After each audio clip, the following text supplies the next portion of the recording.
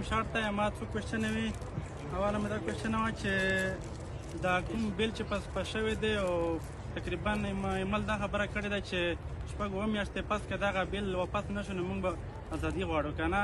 اول خو دومره وخت څه ضرورت و که نه، دومره وخت یې څه له ورکړلو که نه. او بله دا خبره ده چې بیل خو که پاس نه دی او که پاس شي او که نه شي پاس، وسایل روان دي مونه که نه. زه خپل وزیرستان سره تعلق لرم که نه، زموږ کومه علاقه دغه اوس د فوج قبضې کې ده که نه، هغه وسایل وړي.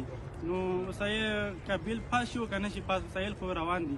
نو موږ ته څه پکار دي چې مطلب داسې لاره اختیار کړو چې او دغه وسایل موږ دا صحیح ده، دا صحیح ده. ټیک یو ګورئ دا واورئ، دا شارټکټ یې که موږ لګوو که نه نور به خرابېږو، نور به ګیرېږو.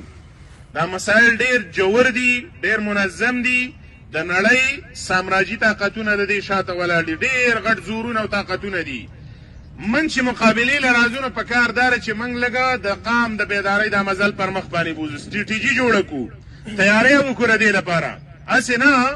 هسې نه چې موږ د قام غږ زورور وکړو او د قام تیاری نه یو د هغې په نتیجه کې موږ نور کمزورۍ له لاړ شو. دویمه خبره د ملګري چې کومه خبره دا ډېره مهمه ده او دا ډېر جینون کوېسچن پورته کول کېږي چې که دا بیل نشم زما وطن خو هسې لوټ شو، چلغوزی د وطن لوټ شو، تانبه د وطن لوټ کېږي، سره زر لوټ کېږي، تیل ګیس لوټ کېږي، زمرود لوټ کېږي، ځنګلې د پښتونخوا لوټ شولې. چې کم ځای له ورځې نو لوټ مار په دې وطن هسې روان دی. نو چې دا بیل نشم هسې لوټ مار روان دی. یو معنا کم از کم زمونږ څه دا خبره شته په دې وخت کې چې موږ د دې خاورې مالکان او د ریاست آیین موږ ته مالکان ویلي دي. که دا بیل پاس شي نو ته به په قانون او په آیین کې ملکیت وویلي. ملکیت معنا څه؟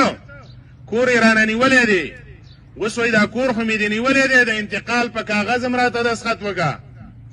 دا بیل دغه شکل ته به تلل غواړي، د انتقال په کاغذ هم دنه په رضا مرضۍ د قانون په نامه دستخط غواړي. من دې ملکیت د لاسه ورکولو ته نه تیار. دویمه خبره ده وسایل لوټ کېږي. نو ګورئ زمونږ د پښتنو خپلې کمزورۍ هم شته دي. وار لارډز مسلط دي په دې خاوره باندې. سړی د وزیرستان دی، سړی د سوات دی، سړی د دې وطن دی او میلاو د بادار او د دشمن سره دی، انډیوالۍ د بل چا سره دی، نوم پې د پښتون دی او علایکار د بل چا دپاره دی. لیز یې په خپل نوم باندې جوړ کړی دی او ګټې د وطن نورو خلکو ته روانې دي. نو موږ په دې قام کې دا غږ کوو چې وروره د وسایلو اختیار ستا دی، په آیین کې لیز نه دی. لیز دې ته په اسلام کې په فقه کې اجاره و اجاره، په کرایي باندې چاله ځای ورکول. نو په کرایي باندې په لیز باندې چې دا غرونه موږ ورکوو د دې لیز دستخطونه زموږ قام کوي، قام مشران یې کوي که نه کوي، سپین ږیري د وطن کوي که نه. دې مشرانو ته غږ وکړئ چې وروره لیز چاله ورکوې، د لیز دستخط چاته کوې، نو د هغه سره د قام ګټه اول معلومه که، د وطن ګټه او څه معلومه که. په پټو سترګو دا لیزونه مه دستخط کوه چې ته وله لیز ورکړې که نه او ته پې رضا یې. نو زه به د دې نه زه بیا څه ووایم چې یاره دا کار غلط دی او ناروا دی. نو ځکه موږ له په قانونو کې سیمه ییزې جرګې هم پکار دي. د وزیرستان ولس باید چې وزیرستان په وسایلو باندې جرګه شي.